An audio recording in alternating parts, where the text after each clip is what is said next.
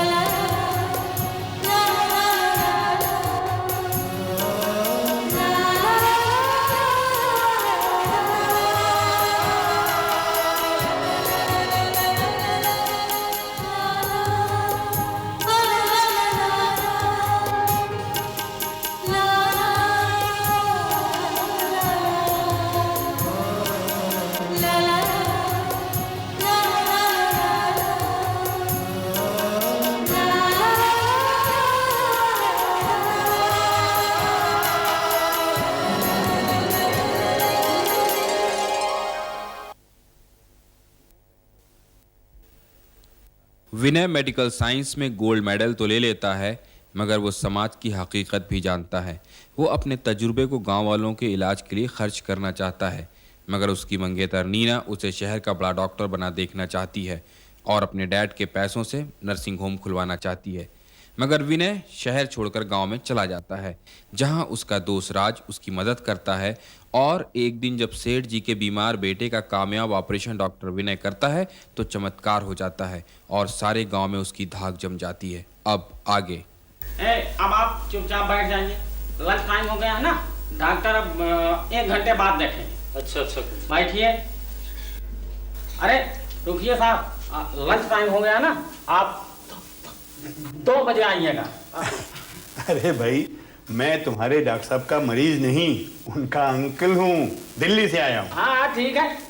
क्या आप doctor Verma uncle हैं? डॉक्टर साहब आपकी बहुत तारीफ किया करते हैं।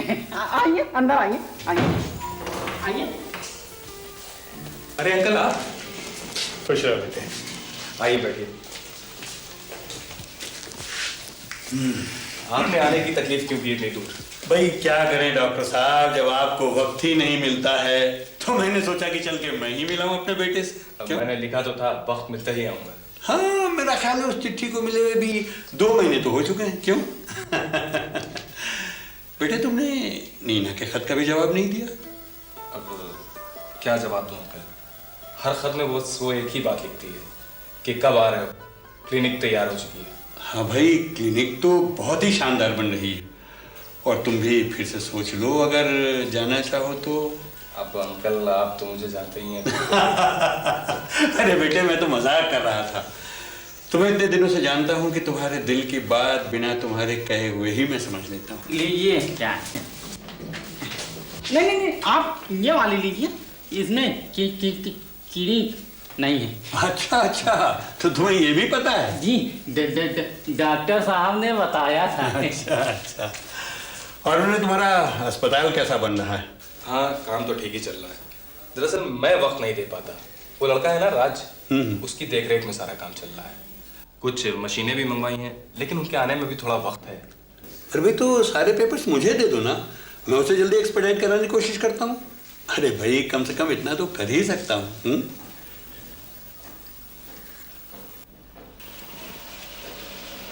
देखो विनय, मैं तुमसे नीना के बारे में साफ साफ जानना चाहता हूँ।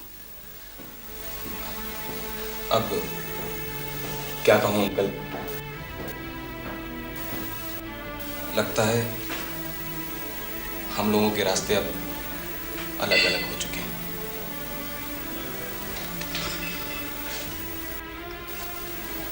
मेरा भी यही ख्याल था। आप चाय के बाद घर चलिए, आराम कीजिए, मैं तब तक खाने का देख के आता हूँ। डॉक्टर साहब, ये रहा आपका खाना। आओ सुनीता, इनसे मिलो। ये है मेरे डॉक्टर अंकल, जिनके बारे में मैं तुम्हें अक्सर बताता रहता हूँ। चीटी रख बेटी। अंकल, ये है सुनीता। अभी इसकी ट्रेनिंग चल रही है, आगे चलकर बहुत अच्छी नर्स बनेगी। अच्छा, अब मैं चलूं डॉक्टर साहब? कल सुबह नई वाली बस्ती में चलना है ना? हाँ, सुबह 9 बजे चलेंगे। ठीक है। नमस्ते अंकल। नमस्ते बेटे। अंकल, ये लीजिए, खाना भी आ गया। मुझे उम्मीद है कि आपको सुनीता के हाथों का खाना बेहद पसंद आएगा। मुझे तो सुनीता भी पसंद आ गई। तो ये लड़की सुनीता बीए पास है। जी, सिफारिश ना होने की वजह से कहीं नौकरी नहीं लगी, इसलिए मैंने इसे नर्स बन जाने की सलाह दी। ये तुम्हें वही मिली थी ना, उसी मलिन बस्ती में जहाँ तुम अक्सर जाया करते थे? लगता है प्यारे ने आपको सब कुछ बता दिया। अंकल, वैसे लड़की बहुत अच्छी है, अकेली है, हिम्मती है, और सबसे बड़ी बात तो ये कि समझदार भी है। शादी की बात की? जी? मैंने पूछा, तुमने उससे शादी की बात की? जी नहीं, दरअसल अभी हम लोग अपने काम पे ध्यान दे रहे हैं। ठीक है भाई, और शादी के भी जल्दी भी क्या है? अच्छा, मुझे तो अब नींद आ रही है, मैं सुबह जल्दी जाना भी चाहूँगा। अंकल, 2-3 दिन रुक के जाते ना। अरे बेटे, कल सुबह मुझे एक मेडिकल कॉन्फ्रेंस में लेक्चर देने जाना। अगली बार आऊँगा ना तो फिर आराम से रहूँगा तुम्हारे साथ। ओके अंकल, जैसे आपकी मर्जी। आइए।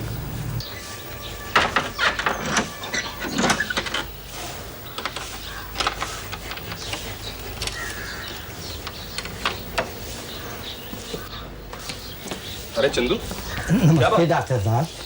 सेठ जी आपको याद किए हैं डॉक्टर साहब। क्या बात है, कोई बीमार? जी हाँ, गांव से उनके छोटे भाई आए हुए हैं ना, उन्हीं की तबीयत बहुत ज्यादा खराब है। क्या हुआ उन्हें?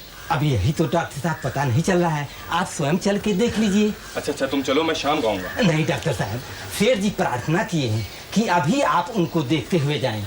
अच्छा चलो, फिर मैं क्लिनिक बाद में चला जाऊंगा। चलिए डॉक्टर साहब। सेठ जी, मैंने इनका चेकअप कर लिया, कुछ टेस्ट होंगे, वो मैं प्यारे को बता दूंगा, वो सब संभाल लेगा। डॉक्टर साहब, इसे बीमारी क्या है? बिल्कुल आधा रह गया है। अब ये तो टेस्ट हो जाने के बाद ही मैं ठीक बता पाऊंगा। वैसे एक बात बताइए सेठ जी, कि आपके भाई काम क्या करते हैं? अरे डॉक्टर साहब, इसे काम करने की क्या जरूरत है? गांव में इतनी जमीन है, इतने बाग हैं, लाखों की आमदनी है डॉक्टर साहब। दोनों हाथों से भी लुटाए तो भी 4 पीढ़ी तक किसी को काम करने की जरूरत नहीं पड़ेगी। शादी हो गई है इनकी? डॉक्टर साहब, बस यही एक कमी रह गई, शादी की तैयारी नहीं होता। तो फिर ये गांव में अपना टाइम कैसे पास करते हैं?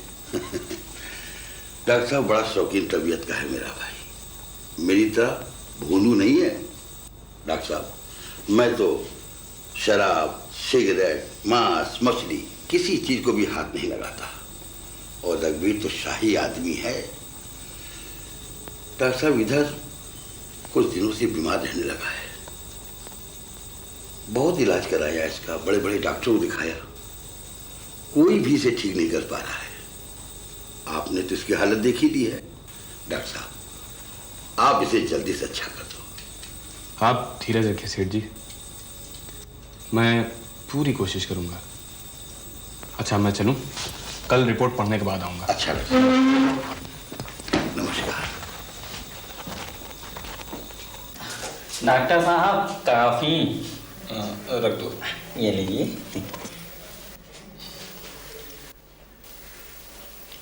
क्या बात है डॉक्टर साहब, जब से सेठ जी के भाई की रिपोर्ट आई है आप तो कुछ परेशान हैं?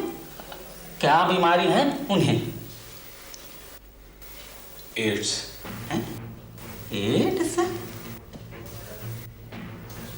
डॉक्टर साहब, ये कैसी बीमारी है? मैंने तो एड्स का नाम कभी नहीं सुना। यही तो दुर्भाग्य है हमारा सेठ जी, कि लोग इस लाइलाज बीमारी के बारे में जानते ही नहीं, तो इससे बचने का उपाय कैसे करेंगे? डॉक्टर साहब, मेरे हट्टे कट्टे भाई को बीमारी लगी कैसे?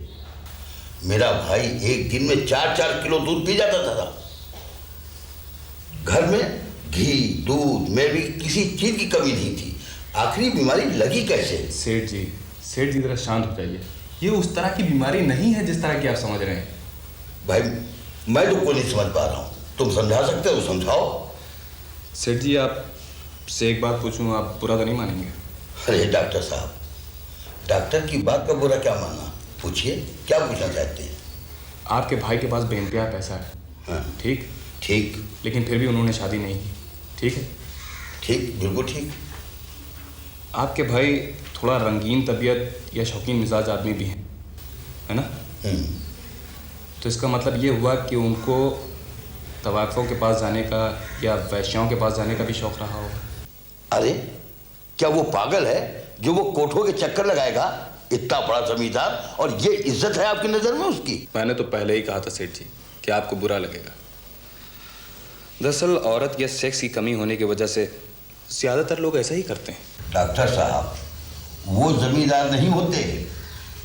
अरे वो तो बहुत ही गिरे और घटिया लोग होते हैं जो कोठों पर जाते हैं।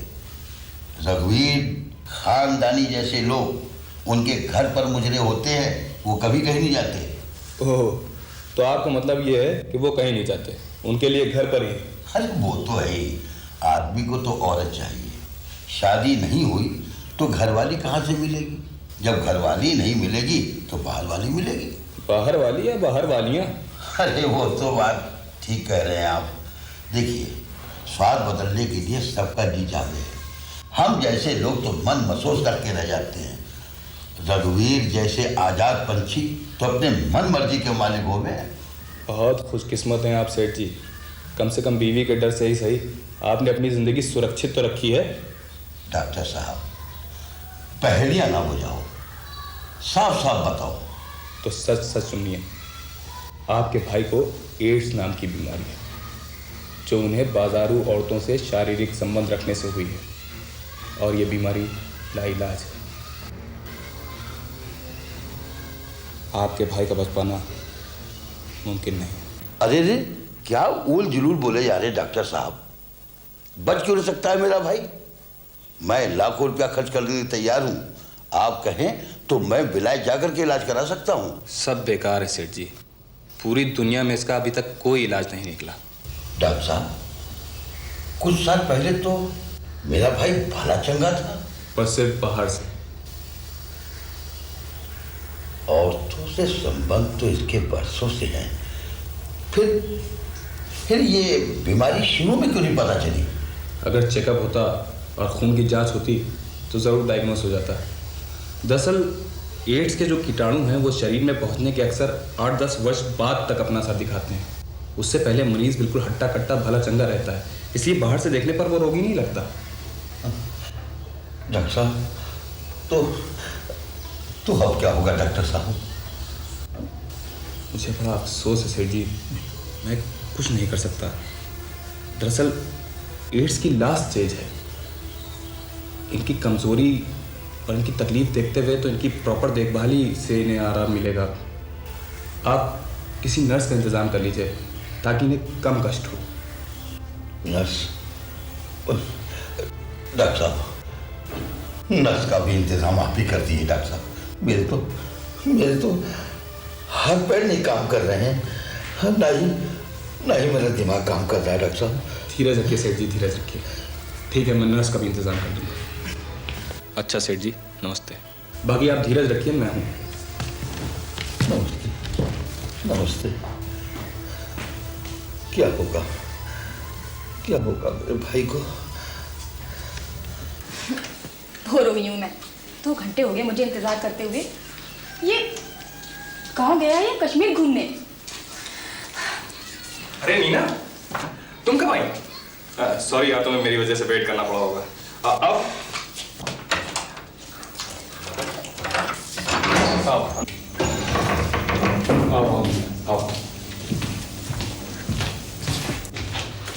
बैठो। कब से बाहर बैठेंगे? हाँ, बस यही कोई आधे घंटे से। क्या बात है विनय, तुम्हारी डॉक्टरी ठीक नहीं चल रही है क्या? आधा ही दिन बीता और क्लिनिक में ताला भी लग गया। अंकल तो कह रहे थे तुम्हारी प्रैक्टिस बहुत बढ़िया चल रही है। डॉक्टर अंकल ठीक कह रहे थे। दरअसल आज सैटरडे है और सैटरडे को 1 बजे क्लिनिक बंद कर देता हूँ, और बाई चांस आज चौकीदार की बहन की शादी भी है, इसलिए तुम्हें कोई नहीं मिला। इसका मतलब शनिवार को भी तुम सारा दिन यहीं रहते हो? नहीं, जिन मरीजों को देखने जाना होता है उनको देखकर घर चला जाता हूँ खाना खाने। आज भी एक मरीज को देखकर लौट रहा हूँ। वो कुछ फाइलें चाहिए थी। हॉस्पिटल में वो ऑपरेशन थिएटर बनवा रहा हूँ ना, उसकी कुछ डिटेल्स चाहिए थी। हाँ अंकल बता रहे थे कि तुम हॉस्पिटल बहुत बढ़िया बनवा रहे हो। हाँ, इस जगह के हिसाब से तो बढ़िया ही है। अंकल से मुझे ये सब बातें मालूम पड़ी, तभी तो मुझे यहाँ आना पड़ा। अच्छा, ऐसी क्या बात बताई उन्होंने? सिर्फ यही कि तुम्हारा काम बहुत जम रहा है और हॉस्पिटल के लिए तुम नई मशीनें भी मंगवा रहे हो बाहर से। तो मैं तो सिर्फ यही कहने आई थी कि जब मेरे नर्सिंग होम में तमाम मशीनें हैं तो फिर दोहरा खर्च करने से क्या फायदा। मैं तुम्हारा मतलब नहीं समझा। तुम समझ कर भी ना समझ बन रहे हो। चलो विनय, ये धूल भरी मक्खियों वाली जगह तुम्हारे लायक नहीं। अब चाहे तुम जितना बड़ा भी हॉस्पिटल बनवा लो, पर मेरे नर्सिंग होम के आगे तो वो एक छोटा सा क्लिनिक ही लगेगा। और फिर इतने बड़े हॉस्पिटल में इलाज कराने की हैसियत है कितने लोगों की? बस 10, 20, 25। आखिर तुम्हारे यहाँ रखा क्या है? डॉक्टर साहब माफ कीजिएगा, डॉक्टर साहब हो बच चुके हैं। आप खाना खाने घर नहीं आए हैं क्या? सुनीता दीदी कब से आपका इंतजार कर रही हैं। तुम चलो, मुझे अभी थोड़ी देर लगेगी। तो फिर 500 रुपये दे दीजिए। मेरा मतलब दीदी ने मंगाए हैं। वो हॉस्पिटल से आदमी आए हैं ना, वो हैंडल खरीदने। फिलहाल तो ये 300 रुपये हैं, इसे रखो। हाँ। और बाकी के पैसे ये अलमारी की चाबी लो, सुनता से कहना निकाल कर दे देगी। हाँ ठीक है। लेकिन डॉक्टर साहब आप जल्दी आइएगा, वो दीदी भूखी बैठी हैं। अच्छा ठीक है। हाँ सॉरी मीना, मैं भूल गया था। हाँ, तुम क्या कह रही थी? तुम्हें सॉरी कहने की कोई जरूरत नहीं। गलती तो मुझसे हुई है कि मैं बेकार में ही गाड़ी चलाकर तुम्हारे पास चली आई। देखो नीना, आराम से बैठो। हमें ठंडे दिमाग से बात करनी चाहिए। अब उसकी क्या जरूरत? तुम घर जाओ, तुम्हारी सुनीता घर पर इंतजार कर रही होगी खाने पर। ओह, अब मैं समझा। समझ तो मैं गई हूँ कि तुम इतनी गंदी जगह पर इतने चिपके हुए क्यों रहते हो। बाय द वे, ये सुनीता कौन है? तुम्हारी प्रेमिका? देखो नीना, आराम से बैठो। मैं तुम्हें सुनीता के बारे में सब कुछ बताता हूँ। डॉक्टर विनय शर्मा, मैं उन लड़कियों में से नहीं हूँ जो मर्द के पैरों पे पड़ी रहकर अपने किस्मत को सहाराती है। अगर मैं तुम्हारी जिंदगी में रहूंगी तो बिल्कुल अकेली। मैं किसी के साथ तुम्हें शेयर करने वाली नहीं।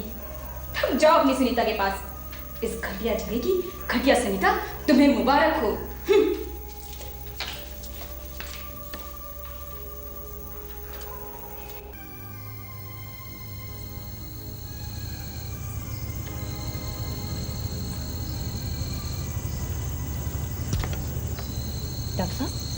डॉक्टर साहब आओ सुनीता, बैठो।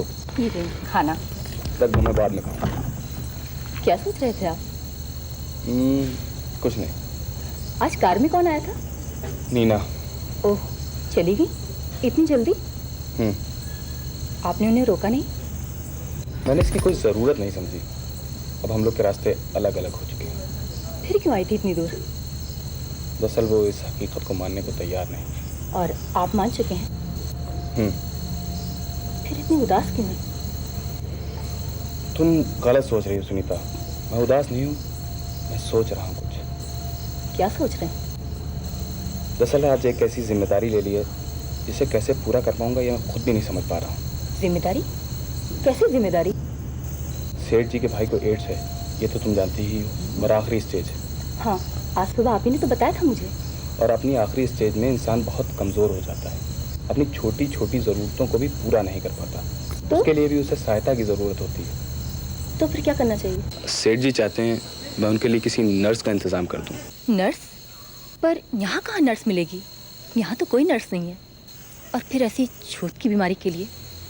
डॉक्टर साहब, आप तो अच्छी तरह जानते हैं कि सबको अपनी जान बहुत प्यारी होती है। मैं भी जानता हूँ यहाँ कोई ट्रेन नर्स नहीं। अगर मेरा हॉस्पिटल खुल गया होता तो उसे भर्ती करवा लेता, लेकिन अब कोई रास्ता नज़र नहीं आ रहा। आपको सेठ जी से ऐसा वादा ही नहीं करना चाहिए जिसे आप खुद पूरा नहीं कर सकते। देखो सुनीता, मैं सेठ जी के भाई को बचा नहीं पा रहा हूँ, इसका मुझे दिली अफसोस है।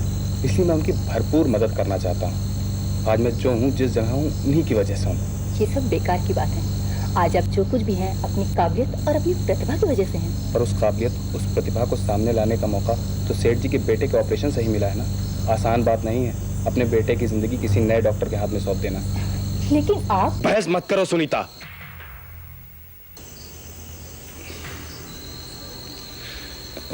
आई एम सॉरी सुनीता, आज मैं बहुत टेंस हूँ, मैं बहुत शर्मिंदा हूँ Sunita. I am really very sorry. कोई बात नहीं, मैं सब समझती हूँ। आज आपकी मुलाकात नीना से भी आसान नहीं रही होगी। तुम कितनी समझदार लड़की हो सुनीता, इसलिए मैं तुमसे एक बात कहना चाहता हूँ। तो कहिए ना। मैं चाहता हूँ तुम सेठ जी के भाई के लिए नर्स का काम कर लो। मैं? हाँ, इस बीच मैं कोई दूसरी नर्स तलाशने की कोशिश करूँगा, लेकिन उम्मीद कम ही है। पर मैं कैसे कर सकती हूँ? क्यों नहीं कर सकती, तुम तो एक अच्छी नर्स हो। फिर डॉक्टर साहब, आप तो अच्छी तरह जानते हैं, अभी तो मेरी ट्रेनिंग भी पूरी नहीं हुई। क्या बात है सुनीता, आज से पहले तो तुमने मेरी किसी बात को इस तरह से नहीं टाला। आप बेकार में इतने भावुक हो जा रहे हैं। देखिए, सेठ जी के पास काफ़ी नौकर चाकर हैं, वे सब उनकी देखभाल कर लेंगे, और फिर ये जिम्मेदारी आपकी थोड़ी ही है। और फिर ये तो पक्का ही है कि मरीज़ अब बचने वाला नहीं है। देखो सुनीता, मैं एक डॉक्टर हूँ, जब तक मरीज़ जिंदा है मैं उससे अपने आप को अलग नहीं कर सकता, और मेरी जिम्मेदारी है मरते दम तक। ऐसा आप सोचते हैं, वरना जिस बीमारी का इलाज ही नहीं हो सकता, तो ना तो आप उसके डॉक्टर हैं और ना ही वो आपका मरीज़। ये रिश्ता ही खत्म हो जाता है। क्या रिश्ते इतनी जल्दी खत्म हो जाते हैं सुनीता? आप तो बेकार में बात को बढ़ा रहे हैं। एक अनजान आदमी के लिए भला हम क्यों झगड़ें? इसलिए मैं कहती हूँ, आपका भी ज़्यादा जाना वहाँ ठीक नहीं। ओह, तो तुम एड्स को छूत की बीमारी समझ रही हो? ऐसा बिल्कुल नहीं है सुनीता, मैंने एड्स के बारे में डिटेल्ड इन्फॉर्मेशन ली हुई है, और मैंने तो कुछ किताबें तुम्हारे लिए भी रख छोड़ी हैं। वक्त मिले तो उन्हें ज़रूर पढ़ना। खैर, अभी तो मेरे पास समय नहीं है किताब पढ़ने का, आप तो देख ही रहे हैं। वैसे ही मैंने एड्स के बारे में थोड़ी बहुत जानकारी कर रखी है, इसीलिए मैं भी चाहती हूँ कि आप भी वहाँ ना जाएं। मुझे क्या करना है क्या नहीं, इसका फैसला मैं खुद करूँगा। बेहतर यह है तुम अपनी चिंता करो। आप तो बेकार में जिद पर अड़ जाते हैं, ना तो किसी की बात सुनते हैं और ना ही समझते हैं। ठीक है, आप अपनी मर्जी के मालिक हैं ना, आपकी जो मर्जी में है वो करें। मैं जा रही हूँ।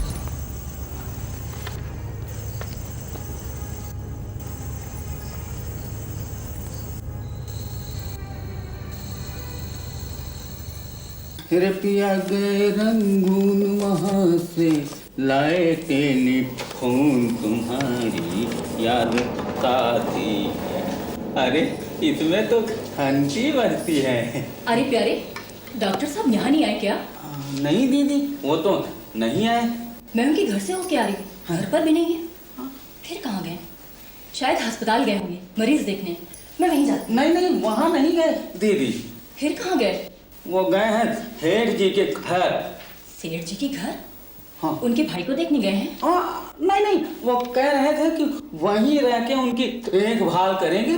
क्या वो खुद उनकी देखभाल करेंगे? आपसे कोई बाहर मिलने आता है। अच्छा ठीक है, तुम यहाँ बैठो, कोई बात हो तो मुझे बुलाना। ठीक है। अरे सुनीता तुम?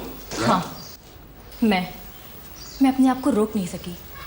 अगर आप ये खतरा उठा सकते हैं तो मैं भी उठा सकती हूँ। अब आप घर जाइए, मरीज की देखभाल मैं करूँगी। आपके लिए मैं एड्स से मरने को भी तैयार हूँ।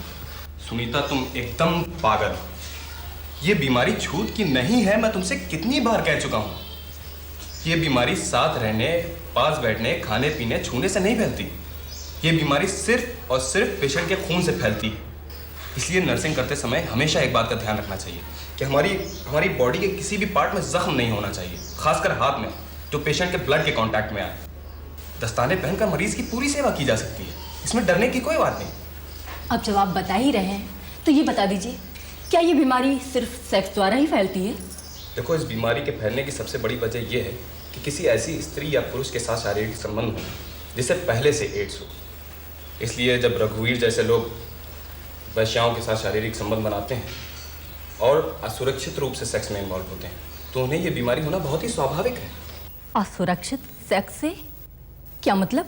कॉन्डोम का प्रयोग करने से ये क्रिया एकदम सुरक्षित हो जाती है, फिर किसी स्त्री से पुरुष को और पुरुष से स्त्री को एड्स नहीं होता। क्या ये एड्स के रोगी के एक साथ रहने, एक ही तौलिया इस्तेमाल करने आदि से छूत नहीं लग सकती? बिल्कुल नहीं, ये बीमारी सिर्फ खून या वीर्य से फैलती है। किसी नॉर्मल आदमी को एड्स के रोगी का खून चढ़ा दो, उसे एड्स हो जाएगा। और हाँ, इंजेक्शन देते समय एक बात का ध्यान रखना ज़रूरी है कि हमेशा डिस्पोजेबल सिरिंज का प्रयोग करें और खून चढ़ाने से पहले खून की जांच ज़रूर कर लें। और कोई कारण? हाँ, किसी ऐसी महिला को जो एड्स की रोगी हो और गर्भवती हो तो शर्तिया उसके बच्चे को भी एड्स होगा। तो ये है एड्स, जिसका कोई इलाज नहीं। हाँ, और इससे बचना कितना आसान है। ज़रूरत है तो सिर्फ इसके बारे में पूरी जानकारी की। आप ठीक कहते हैं। सेठ जी के भाई के लिए तो हम कुछ नहीं कर सके, पर अब और लोगों को एड्स के बारे में सही जानकारी देकर उन्हें इस जानलेवा बीमारी से दूर रखने के लिए हमें अब संकल्प लेना चाहिए। बिल्कुल ठीक कह रही हो तुम। दरअसल एड्स के रोगियों को नॉर्मल लाइफ बिताने की प्रेरणा देनी होगी। बावजूद एड्स के वो कई सालों तक नॉर्मल लाइफ बिता सकते हैं। डॉक्टर साहब, इस संकल्प से आज मेरे जीवन में एक नई सार्थकता मिल गई है। अरे, ऐसे क्या देख रहे हैं? मैं आज उस सुनीता को देख रहा हूँ जो सही अर्थ में मेरी संगिनी है, मेरी जीवन संगिनी।